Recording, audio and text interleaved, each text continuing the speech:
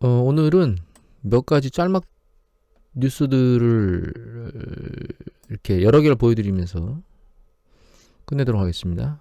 어제 미국장 또 마이너스로 끝났는데 3대장이 상대적으로 나스닥이 덜 떨어졌습니다. 0.09. 어제 2.55인가 빠졌죠. 그리고 덜 빠졌던 다우가 세게 빠졌어요. 결과적으로 균형추를 맞추고 있다고 봐야 되겠죠. 유럽 시장 많이 빠졌고요. 우리나라도 많이 빠졌는데 특이점은 중국이 플러스로 끝났다는 겁니다. 일본도 세게 빠졌네요. 3%나 빠졌었네요. 선진국 중에 가장 세게 빠진 게 아닌가. 타이완이 거의 4% 가까이 빠지긴 했는데 뭐 선진국으로 따져보면 니케이 지수가 3% 빠진 건 많이 빠진 거죠. 중국장이 최근 5일 보면 이거 CSI 300 지수입니다. 계속 내리막을 걷다가 어제 다 마이너스로 끝났는데 얘만 플러스로 끝났어요. 어제. 그래가지고 저점 테스트를 하러 내려가는 것 같더니 뚫지는 않고 다시 반등했습니다. 상황 추이는 봐야 될 것 같아요. 어제 이렇게 시장이 전 세계가 움직였다는 거는 인플레이션 문제 때문에 그런데 지금 미국 상황은 긍정적이지 않은 게 이게 이제 미국 무역 관련된 수출입 관련된 그 무역 수지거든요. 차트가 두 개가 연결되어 있습니다. 과거 이제 끊긴 게 있어서 과거 거하고 그거 맞는 이제 최근 거를 같이 붙여서 연결해 놨는데 보시면 2005, 6년도에 있었던 가장 저점을 테스트하러 막 내려가고 있죠. 무역 수지 적자가 굉장히 무역 수지가 커지고 있어요. 이건 이제 수입이 많다는 뜻이죠. 그런데 달러 인덱스를 보면 최근 달러 인덱스 추이가 달러 인덱스를 볼까요? 예, 최근 달러 인덱스 추이가 바닥을 향해서 다시 테스트하러 내려가고 있습니다. 지난번에 바닥을 찍었던 게 이제 89달러 뭐 이렇게 내려갔었는데 그러니까 지금 그쪽 방향으로 다시 내려가고 있으니까 달러 가치는 떨어지고 있고 무역은 수입이 늘어나고 있으니까 인플레이션에 대한 압력을 강하게 만들 수 있겠죠. 하지만 이제 이런 부분이 미국이 계속 전 세계보다는 많이 뭐 바이든이 지금 계속 자금 땡겨다가 뭐 인프라도 투자하겠다, 가게한테 뭐 자금 막 집중적으로 밀어주겠다, 뭐 이런 얘기들을 하고 있긴 한데 미국 내에서는 많이 받을 경우 실업수당으로 우리나라 돈으로 따지면 한 월 500만 원 넘는 수준을 받을 수 있기 때문에 취업을 하려고 하는 의사가 줄어들고 있다, 뭐 이런 보고들도 나오고 있거든요. 그래서 공화당에서 쉽사리 그렇게 의도한 대로 다 통과시켜줄까, 이게 개인적으로는 좀 의문점이고요. 하지만 정책 추이로 놓고 보면 화폐 가치를 자꾸 떨어뜨리고 인플레이션을 유발하는 액션들을 취하고 있는 건 맞습니다. 전 세계가 다 그런 건 아니기 때문에 예를 들면 중국이나 이런 쪽은 긴축적으로 움직이고 있거나 약간씩 스텝이 그렇게 가고 있죠. 그러면 이제 그쪽에서 생산하는 생산 단가가 낮으면 이제 그런 수입 물품들이 미국으로 들어가면서 인플레이션에 대한 압력을 약간 낮출 수는 있습니다. 중국 같은 경우에 제가 물가 상승률을 보면 이제 기저효과라고 하는 거를 이제 확연히 우리가 볼 수 있는 부분들을 드릴 수가 있어서 이걸 보여드리려고 발표가 났습니다. 어제 중국의 CPI 전년 동월비거든요. 보시면 이게 이제 5월이죠. 전년 5월이 어디냐면 여기에요. 그러니까 전년 5월이 여기인데 이 직전을 보면 굉장히 높았었죠. 그 전년보다. 그래서 여기서 마이너스대로 움직이고 있다가 최근 이제 추세가 이게 내려오면서 얘가 머리를 살짝씩 들고 있어요. 결과적으로 이제 밑으로 내려오면 얘가 추세선상에 걸리게 될 겁니다. 그래서 기저효과가 사라지면 중국도 일정 수준의 과거에 있던 추세 한 2%에서 3% 사이의 타겟으로 다시 들어갈 것 같고, 여기 이제 공급물가 지수거든요. PPI. PPI는 결과적으로는 CPI 쪽에 영향을 미치기 때문에 시차를 두고 중요한 지표 중에 하나인데 물가가 여기 보시면 6.8%나 올랐어요. 전년 동월비. 근데 이게 굉장히 높지 않아요? 하지만 이게 5월이거든요. 그럼 작년 5월달은 얼마였느냐? 이렇게 여기입니다. 작년 5월이. 마이너스 3.1%까지 떨어졌기 때문에 이건 마이너스가 난 거고 여기서 플러스가 나니까 결과적으로 더 많이 배수가 올라오게 되죠. 그러니까 이것도 역시 진행되게 되면 이게 점진적으로 이제 줄어들면서 마이너스 추세가 얘도 역시 떨어지는 궤적을 그리게 될 거예요. 이 이제 기저효과가 후반부에 가면 사라질 것이다라고 하는 걸 우리가 예측할 수 있는 거고 우리나라도 마찬가지고 전 세계도 마찬가지입니다. 그래서 인플레이션 문제에 대해서는 이제 후반부로 가면 갈수록 인플레이션 압력이 낮아지긴 할 건데 미국 같은 경우에는 공격적으로 지금 계속 정부에서 액션을 취하고 있는 데다가 무역 수지의 적자 폭들이 커지고 있기 때문에 달러 가치 하락, 대규모로 자꾸 자금을 살포하려고 하는, 그리고 무역 수지 적자의 확대, 이런 부분들이 인플레이션의 압력으로 작용할 수 있어요. 다만 예전에 한번 말씀드렸는데 이 달러 인덱스가 이 저점을 깰지는 상황을 좀 지켜봐야 됩니다. 예전에 제가 말씀드렸던 이 저점 테스트가 여기거든요. 이게 직전에 있었던, 그러니까 글로벌 금융위기 이후에 형성됐던 달러 인덱스의 그 박스권을 한번 이탈한 이후에 만들어진 박스권이거든요. 근데 이게 이탈될지를 잘 봐야 될 것 같고, 이 이탈이 강도가 세지면 예측과 다르게 제가 예측했던 이 저점 테스트를 뚫고 밑으로 내려가게 되면 인플레이션 압력은 좀 더 강해질 수 있다라고 하는 생각들은 감안하고 시장 추이를 봐야 될 것 같아요. 얘기는 이만 하고요. 그 다음에 어제 그 시티뱅크에서 페이스북하고 구글의 매수를 중립으로 하향 조정했어요. 매수해서. 내용을 읽어보시면 이유는 이겁니다. 그 경기가 확장되면 이런 쪽에 그 광고가 늘어날 거라고 얘기하는데 이미 광고가 일정 부분 많이 늘어났고 그 강도가 그렇게 세진 않을 것 같다 라고 하는 것 때문에 중립에서 하향으로 돌렸어요. 이거 구글이나 페이스북을 투자를 하고 계신 분은 일단 감안을 하셔야 될 것 같고, 네이버가 이제 저런 거와 비슷한 기업이죠. 그래서 저희 네이버 보면 최근 강도가 좀 약합니다. 내려왔죠, 아래로. 여기서 밑으로 한번 꺼진 다음에 여기 이제 지지선, 이 라인의 주요 지지선이 깨졌고, 그 다음에 여기가 이제 넥라인인데, 이 넥라인을 잘 버티고 있다가 밑으로 확 빠졌거든요. 빠졌는데, 특이한 거는, 한심하다고 그래야 되나, 뭐 하여튼, 네이버가 지금 자사주가 한 1600만 주를 보유하고 있거든요. 그런데 얘네들이 5월 10일 날 자기 주식을 처분했습니다. 48만 주. 뭐 1600만 주에 48만 주는 얼마 되지는 않지만, 이거를 글로벌 컨텐츠 사업 다각하기 위해서 북미 사업을 강화하기 위해서 자기네 자사주를 36만 2천원에 매도하고 그걸 가지고 한 1769억 정도 자금을 가지고 투자를 하겠다는 건데, 보유 현금을 가지고 매각하는 게 이제 투자를 하는 게 아니고 주식을 소각해야 그 주주들한테 이익인데, 소각이 아니고 아예 시장의 주식 수를 늘리겠다 이런 행동을 하는 거죠. 물론 숫자가 얼마 안 되기 때문에 이렇게까지 얘기하기는 그렇지만, 여하튼 상황이 그렇게 좋지, 네이버의 행동이 그렇게 달갑지만은 않은 것 같아요. 제 생각에는. 일단 이제 해외에서도 온라인 관련된 업체 쪽에 이렇게 중립하향이 나왔다는 관점에서 네이버를 투자를 고려하시는 분이거나 투자하고 계신 분들은 약간 추이를 잘 지켜보셔야 될 것 같아요. 저도 이걸 잘 들여다보고 있거든요. 사실 이제 지속적으로 성장할 수밖에 없는 업종에 있기 때문에 이걸 유심히 잘 들여다보고 있는데, 과도하게 상승한 것으로 인해서 매집은 안 하고 있습니다. 현재로서는 추세를 지켜보고 있는데, 방향성은 점점 그 코로나 팬데믹 이후에 좋았던 것들이 사라지고 있는 게 아닌가.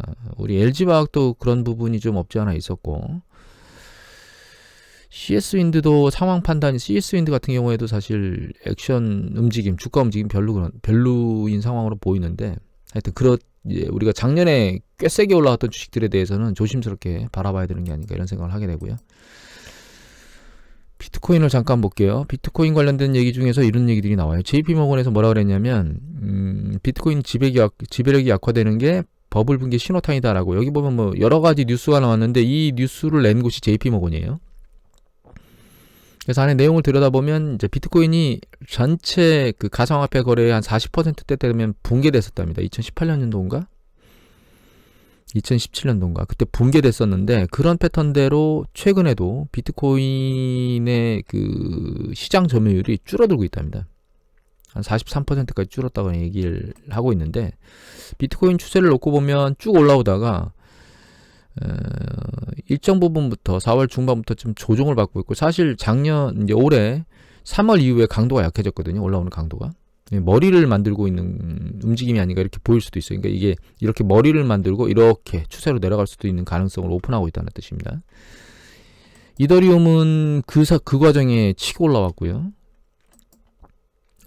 바이낸스도 그 과정에서 다시 치고 올라왔고, 도지코인은 치고 올라왔다가 아래로 쑥 떨어졌습니다. 뭐 SNL 출연해서 일론 머스크가 뭐 한마디 잘못해서 밑으로 쭉 내려갔다가, 여기 보시면 밑으로 쭉 내려갔다가 다시 반등했었는데, 추세를 강하게 위로 미루는 게 아니고 옆으로 지금 개걸음을 치고 있는 이런 모습을 보이고 있거든요. 비트코인에 대해서는 정말 하나 더 볼까요, 뉴스? 이거 JTBC 뉴스고요. 단독이고 명의만 빌려줬는데 기준 없는 무법천지 코인 세상입니다. 2021년 5월 11일자 기사고요. 기사 내용 다는 아니고 이 부분만 보여드리겠습니다. 한때 만배가 뛰었던 이 코인은 지난달 말 상장 폐지됐답니다. 함께 사라진 비유명 코인이 이른바 잡코인이 20개가 넘는데 이거를 띄웠던 곳이 그 거래소에서 이걸 상장시켜서 작전으로 띄워놓고 상장 폐지를 시켰다, 이런 뜻을 얘기하는 거거든요. 또 한 가지 보여드리면 뉴스 보도, 이것도 아주 웃긴 건데, 이건 연합뉴스입니다. 머스크의 SNL 출연 미끼로 미국서 56억 도지코인 사기라고 나왔는데, 이거는 5월 22일자 기사입니다. 아주 단순합니다.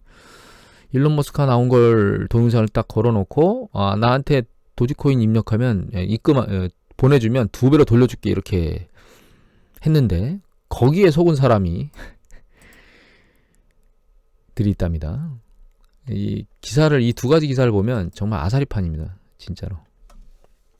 예전에 여러분들한테 이 말씀을 드렸나요? 내가 만약에 가상화폐를 하고 싶다면 가상화폐의 상위 코인들 중에서 급락해서 아래로 곤두박질 쳤을 때 그 돈을 날리겠다고 생각을 하고 묻어둔 다음에 잊어버려라 라는 말씀을 드렸거든요. 이거 제가 저한테 가상화폐를 투자해야 되는지, 새로 거래소를 옮기거나 이런 것들 투자를 해야 되는지 안 해야 되는지 물어오신 분이 있어요. 가까운 분께서. 그때 말씀드리기도 했는데 여러분들한테도 말씀드렸는지 모르겠어요. 그래서 가상화폐를 투자하려면 제가 말씀드린 대로 그렇게 하는 게 답이 아닌가. 올랐던 게 굉장히 아래로 곤두박질 쳐서 그 곤두박질 친 거를 그 중에 이제 가장 대표성을 띠는 가상화폐를 선택해서 내가 그 돈을 전부 날릴 거다라는 생각을 하고 거기다 묻어둔 다음에 잊어버리는 그런 투자법을 하는 게 맞지 않겠는가라는 생각을 합니다. 만약에 하실 거라면. 그 다음에 어제 SKI 테크놀로지가 상장도 했는데, 여기 보면 따상 간다더니 상장 안 좋았다, 투심 악화다, 아래로 곤두박질 쳤다고 나왔거든요. 차트가 어떻게 나왔냐면 이렇게 나왔습니다. 최고가는 22만, 그러니까 이게 22만, 이게 10만 5천 원인가? 예, 공모가가 만들어졌거든요. 그러니까 일단 더블은 갔었네요, 장중. 근데 아랫방향으로 다시 곤두박질 쳐서 그래도 50%는 올랐죠.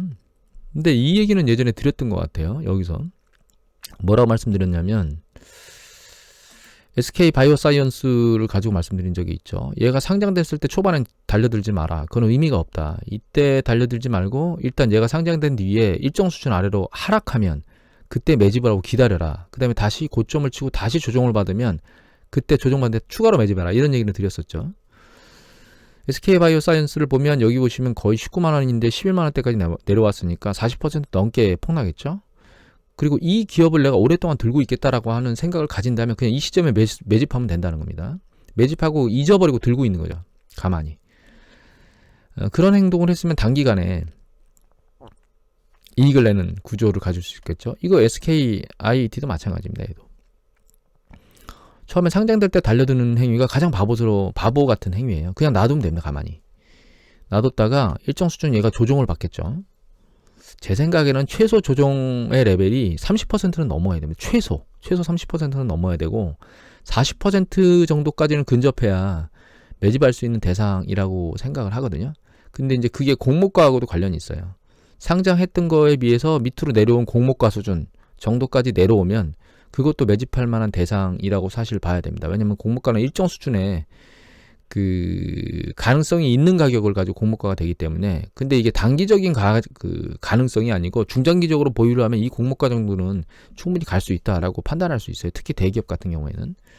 그래서 공모가 수준까지 내려오는가 플러스 이제 그게 거기까지 내려오지 않았다 하더라도 제 기준으로 한 40% 정도까지 빠지면 투자하기 위해서 장기적으로 보유하기 위해서 매입하는 거예요. 단기적 매매에 대한 관점이 아니고. 그러다가 단기적으로 이익이 많이 나면 매도를 걷고 고민해 볼 수 있는 거고, 그렇지 않으면 장기적으로 보유한다는 관점에서 그런 방식으로 투자하는, 제가 말씀드리는 방식으로 투자하는 것도 그 공모주에 들어가서 엄청나게 많은 돈을 청약하고 나서도 굉장히 소수의 주식을 받는 그런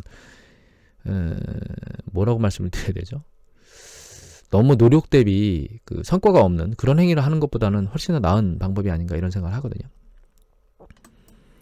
다음 번호 말씀드릴 건 조선사입니다. 이거는 한겨레 기사고요. 역대급 수주 호황에도 조선사가 웃지 못하는 이유라고 나와 있습니다. 기사는 2021년 5월 12일자 기사입니다.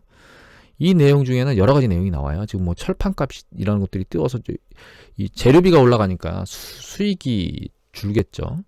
그런 부분도 있지만 이 기사에서 제가 보여드리고 싶은 마지막에 있는 단어입니다. 이 단어. 여기 보시면 유승우 SK증권 연구원께서 말씀하셨는데 지난해 코로나 여파로 지연됐던 선박 발주 물량이 연초 한꺼번에 밀려 나오면서 조선업황이 V자로 반등한 듯한 착시 효과가 생긴 거라는 거예요. 대규모로 수주를 땄는데 그게 수주를 계속 밀고 있다가 어느 순간에 확 밀어 나왔다는 거죠. 할 수 있기 때문에. 그래서 2004년과 2008년 같은 조선업 호황이 다시 찾아오는 것은 최소한 이전 호황기에 발주했던 선박이 대개 교체해야 되는데 그게 2024년 이후가 될 거라고 보인다는 거예요. 아직은 조선업이 사이클이 크게 일어나지 않을 거라는 생각을 하셔야 됩니다. 이거 차트를 보시면 예전에 그 중국이 대규모로 원자재를 쓸어 담으면서 전 세계에서 물동량이 폭발적으로 늘어났을 때 그때 이미 그 여기 H&M 예전에 현대성선이죠. 이런 그 해운업이 호황일 때 요때 조선업 발주가 엄청나게 폭발적으로 많이 일어났어요. 그때 이때 배들을 많이 이미 수주해 갔다는 거죠. 이 배들이 철폐되고 그 물량들이 다시 생겨나는 그 시기가 돼야 되는데 그러려면 최소한 20년 정도는 지나야 된다는 뜻입니다. 여기 보시면 2004년부터 발주된 발주가 2024년 이후라고 얘기하는 20년이죠. 근데 초반부에 발주 물량이 많았다기보다는 후반부에 발주 물량이 많았을 겁니다. 그렇기 때문에 이 사이클이 그러니까 이 HMM이나 특히 조선업 관련된 이 사이클이 이 슈퍼 사이클로 계속 진행될 것이다라고 하는 생각은 개인적으로는 아직은 너무 이른 기대감이 아닌가. 개인적으로는 그렇게 생각하고 있습니다. 이 부분도 조선업 투자를 하시는 분은 참고를 하셔야 되는 게 아닌가. 그래서 예전에 제가 이 사이클 얘기를 한번 드렸잖아요.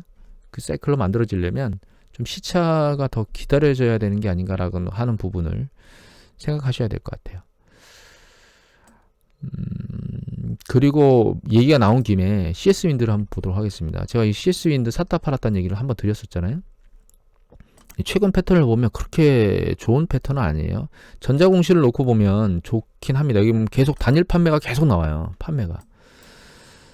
그 유럽 쪽에서 여기 보면 뭐 폴란드죠. 유럽 쪽 계속 나오고 있는데 181억 계약 금액이. 여기 보시면 잠시만요. 제가 하다가 보던 웹창을 날려버렸어요. 그래서 다시 올렸습니다. 이걸 보시면 여기는 캐나다, 벨기에. 이건 북미 쪽이네요. 캐나다, 벨기에. 북미하고 유럽하고 같이 붙어 있네요. 다 지역이 흩어져 있어요. 보시면 여기 핀란드, 벨기에. 그죠? 여기 보시면 영국. 그러니까 이 회사가 계속적으로 판매 공급 체계를 계속 하고 있거든요. 그래서 긍정적이긴 한데 차트상으로 놓고 보면 차트는 힘이 그렇게 강하지 않은 편입니다. 올라가서 여기 보면 세게 내려갔다가 제가 6만원대 샀다가 8만원대 좀 넘어서 이때 팔았거든요. 다 매도하고 나왔는데 전 개인적으로 이 단타 매매를 하는 패턴은 아닙니다. 단타 매매 별로 안 좋아하거든요. 그래서 이제 얘를 계속 쳐다보는 가장 주된 이유는 이 산업이 계속 팽창할 산업이기 때문에 이걸 쳐다보고 있는 거고, 다만 이 기업이 퍼배수가 너무 높아요. 여기 추정퍼가 33배인데 지금 작년 말 기준으로 펀 89배거든요. 추정퍼라고 하는 건 이게 예측되는 이익이 그만큼 나와야만 만들어지는 퍼기 때문에 추정퍼로 보면 그렇게 높은 건 아니냐라고 생각할 수도 있는데, 그거는 기대치라는 거죠. 이 기대치가 만들어질지 안 만들어질지 모르는 거니까. 그런 걸 놓고 보면 작년 이 퍼를 봐야 되고 12개월 이동평균 퍼를 보더라도 이제 높아요. 그러니까 올 1분기부터 작년 이제 2분기부터 올 1분기까지 쭉 보면 추세가 이 강도가 세게 움직이다가 이게 전고점까지 못 가고 내려왔죠. 뭐 전저점을 뚫지는 않았지만 이 반등세가 지금 약하거든요. 그래서 얘는 상황 추이를 좀 지켜보고 액션을 취하셔야 됩니다. 만약에 이걸 계속 보고 있으신 분들은 얘가 지금 추세적으로 강도를 세게 보고 있는지 약화되고 있는지는 봐야 되고, 그리고 주봉으로 보면 여기 5주 이동평균선하고 20주 이동평균선이 약간 아랫방향으로 좀 꺾이고 있거든요. 그러니까 추세선상으로 강도가 좀 약해지고 있을 수도 있다라고 하는 부분들을 유심히 보셔야 돼요. 그리고 일봉으로 놓고 보면 장기 이동 평균선들이 아랫방향으로 이제 수렴하려고 하고 있거든요. 보시면 이미 여기 보시면 이제 60일 수급선은 아랫방향으로 내려가고 있고요. 다른 것들이 이제 아랫방향으로 움직이려고 얘를 뚫고 내려가려고 하고 있거든요. 그래서 강도가 얘가 약해지는 게 아닌가라고 생각을 하고 있습니다. 이런 것들 조심하셔야 돼요. 이런 패턴으로 움직이고 있는 게 또 있는데 제가 보고 있는 것 중에는 NC소프트도 마찬가지예요. NC소프트도 상황을 보면 강도가 굉장히 많이 내려서 단기간에 굉장히 세게 올라왔거든요. 근데 이제 그나마 긍정적인 거는 보시면 종목 분석의 투자별 매매 동향을 보면 이렇게 외국인들이 종종 세게 매수를 해주고 있어요. 아직은 버티고 있거든요. 기관은 막 계속 매도를 치고 있습니다. 지금 현재 보면. 그래서 긍정적이긴 한데 추세상 움직이는 걸로 놓고 보면 얘가 아랫방향으로 지금 쓸려 내려가. 이것도 수급선이 깨졌죠. 깨졌고 이제 이 경기선이 있는데 이 경기선도 지금 수평화되려고 막 작업을 하고 있거든요. 그래서 직전에 세게 올라왔던 그런 주식들이 장기적으로 이평선들이 옆으로 막 이렇게 횡보하려고 하는 패턴들을 보이고 있는 것들이 대부분이에요. 그래서 그런 부분들을 잘 감안하셔가지고 주식 포트폴리오를 만들 때 조금 작년부터 지금까지, 그러니까 작년에 상당히 많이 세게 올랐던 그런 주식들의 포트폴리오 비중을 사실 이미 줄였어야 되는데, 혹시 못 줄이신 분들이 있으면 잘 좀 고민을 좀 해보셔야 되는 게 아닌가, 이런 생각을 하게 됩니다. 오늘은 뭐 잡다한 이런저런 얘기를 드렸는데요. 참고될 만한 사항을 골라서 참고하시기 바랍니다. 오늘 여기서 마치도록 하겠습니다.